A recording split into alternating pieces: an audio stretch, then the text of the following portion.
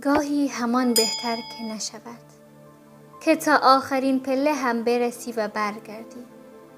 گاهی صلاح کار در نشدن است، در با هزار مکافات و رنج تا پشت در رسیدن، در نزدن و بازگشتن. گاهی تمام عمر آرزو می کنی که بشود، تمام تلاشت را هم می کنی، به ورودی مقصد که رسیدی می بینی ارزشش را ندارد و برمیگردی. منی که تمام مسیر را به عشق مقصدی دویدم و جنگیدم و از یک جایی به بعد خودم نخواستم برسم، این را به تو می گویم. منی که خودم تمام راهی که با هزار اشتیاق و مصیبت رفته بودم به میل خودم بازگشتم. منی که تازه فهمیدم با احساس که بروی با منطقت پشیمان میشوی و برمیگردی.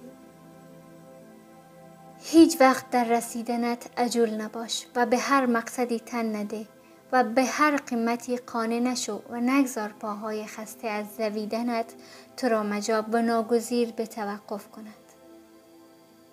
به پله اولت برگرد و از نو شروع کن، اما خودت را اسیر یک عمر پشیمانی و افسوس بی نتیجه نکن.